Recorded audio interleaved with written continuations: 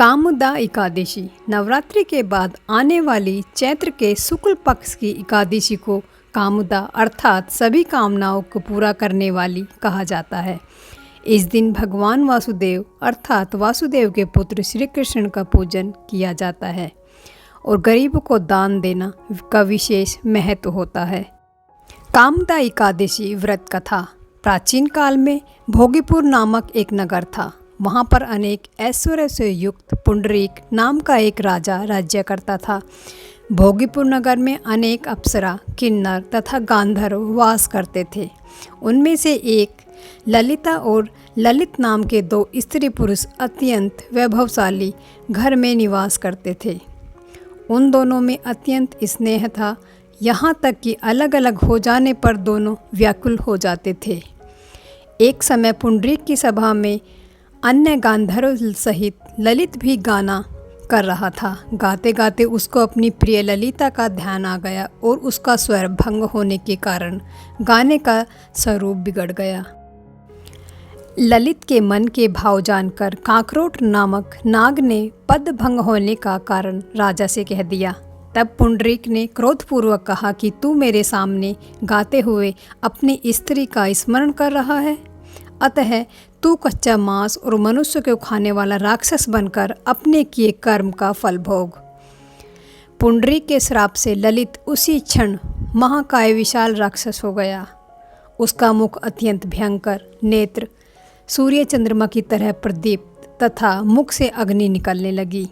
उसकी नाक पर्वत की कांदरा के समान विशाल हो गई और गर्दन पर्वत के समान लगने लगी।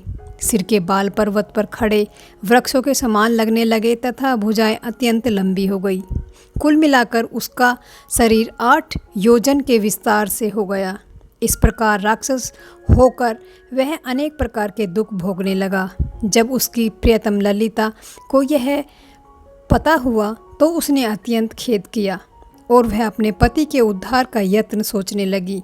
वह राक्षस अनेक प्रकार के घोर दुख सहता और घने वनों में रहने लगा। उसकी स्त्री उसके पीछे पीछे जाती और विलाप करती रहती। एक बार ललिता अपने पति के पीछे घूमती घूमती विंध्याचल पर्वत पहुंची, जहां पर श्रृंगी ऋषि का आश्रम था। ललिता शीघ्र ही श्रृंगी ऋषि के आश्रम में गई और वहां जाकर विनीत भाव से प्रार्थना करने लगी। उसे देखकर श्रृंगी ऋषि बोले कि हे सुभगे, तुम कौन हो और कहाँ से और किस लिए आई हो? ललिता बोली कि मैं मुने, मेरा नाम ललिता है। मेरा पति राजा पुंडरीक के श्राप से विशालकाय राक्षस हो गया है। उसका मुझे महान दुख है।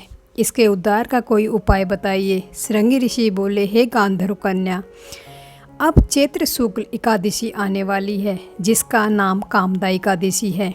इसका व्रत करने से मनुष्य के सब कार्य सिद्ध हो जाते हैं। यदि तू कामदा एकादशी का व्रत करके पुण्य का फल अपने पति को दे तो वह शीघ्र ही राक्षस योनि से मुक्त हो जाएगा और राजा का श्राप भी असुमेव शांत हो जाएगा।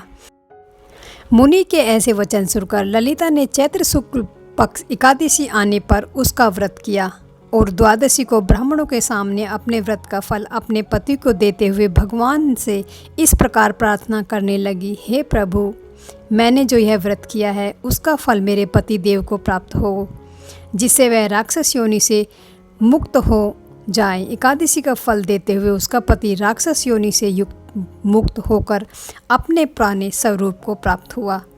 फिर उसके सुंदर वस्त्राभूषणों से युक्त होकर ललिता के साथ विहार करने लगा। इसके पश्चात वे दोनों विमान में बैठकर सर्वलोक को चले गए। वशिष्ठ मुनि कहने लगे कि हे राजन, इस व्रत को विधि पूर्वक करने से समस्त पाप नष्ट हो जाते हैं तथा राक्षस आदि की योनि से भी छूट जाते हैं। संसार में इसके बराबर कोई और दूसरा व्रत नहीं है। इस कथा को पढ़ने या सुनने का वाजपेय यज्ञ का फल प्राप्त होता है। बोलो श्री विष्णु भगवान की जय।